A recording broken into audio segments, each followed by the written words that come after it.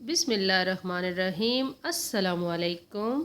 कैसी है मेरी प्यारी प्यारी यूट्यूब फैमिली। मेरी रब से दुआ है कि मेरे तमाम देखने वाले जहाँ रहें खुश रहें, आबाद रहें और मुस्कुराते रहें। तो आज मैं बना रही हूँ भुनी हुई माश की दाल।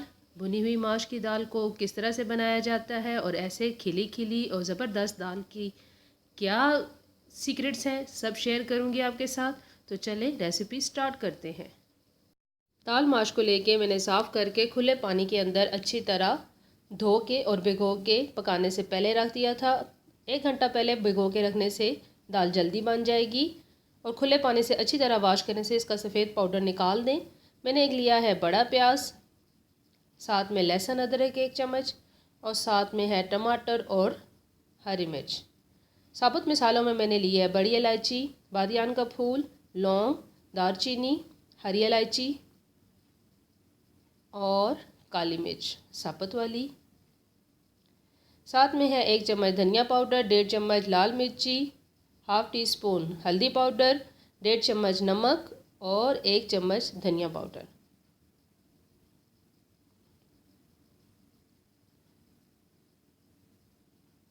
गार्निश करने के लिए मैंने लिया है हरा धनिया, हरी मिर्च और लंबाई में कटी हुई अदरक।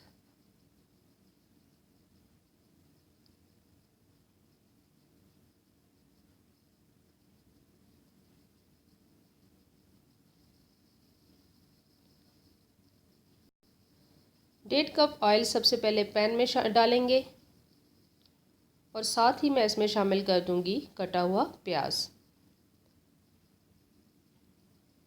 प्याज को कलर देने के लिए हमेशा आंच दरमियानी रखें, बहुत तेज़ आंच मत रखें, उससे सालन का कलर अच्छा नहीं आता।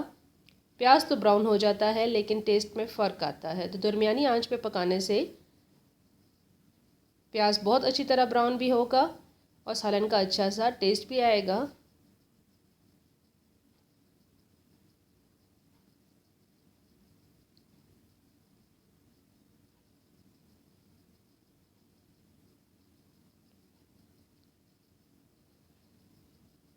प्याज का लाइट ब्राउन कलर हुआ तो मैंने इसमें साबुत मसाले शामिल कर दिए।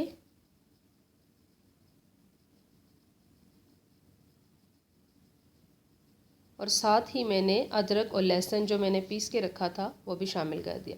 हल्का सा इसकी बुनाई करने के बाद इसमें फ़ौरन सारे मसाले शामिल कर दूंगी। नमक, मिर्च, हल्दी, धनिया पाउडर और ज़ीरा और हल्का सा इनको भून लेने के बाद इसमें हम शामिल कर देंगे टमाटर।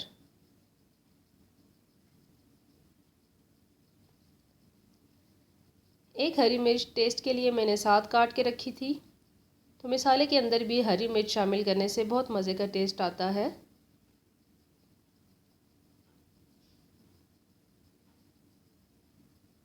मुझे ये टमाटर थोड़ा सख्त लग रहा था, इसलिए मैंने 1 कप पानी डाल के तकरीबन इसको टमाटर को नरम कर लिया।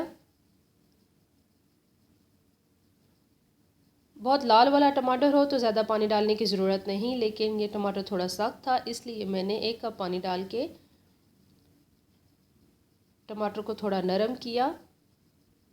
1 से 2 मिनट के बाद ढक लेने के बाद जब टमाटर थोड़ा नरम हुआ तो मसाले की बहुत अच्छी तरह भुनाई की।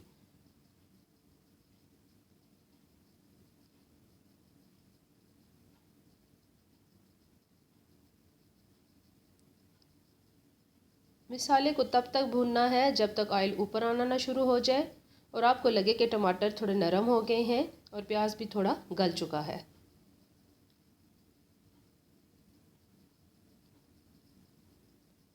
जैसे ही मसाला भून जाएगा मैं इसमें भीगी हुई दाल शामिल कर दूंगी।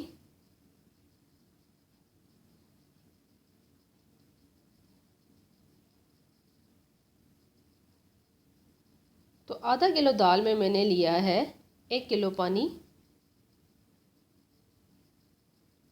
मैं पानी और दाल दोनों इकट्ठे शामिल कर दूंगी, अलग से बॉईल नहीं की मैंने दाल, तो ये आराम से गल जाएगी। पानी की मिकदार का यही होता है कि जितनी आपने दाल ली है उसका 2 गुना पानी ले लें। अगर 1 कप दाल ली है तो 2 कप पानी ले लें। ढक्कन तब लगाएं जब ये झाग ख़त्म हो जाए, तो पहली झाग ख़त्म होने के बाद दाल जब पानी में इसमें शामिल कर देते हैं मिसाले में, तो पहली झाग ख़त्म होने के बाद उसके बाद ढक्कन लगा के इसको गलने के लिए छोड़ दें।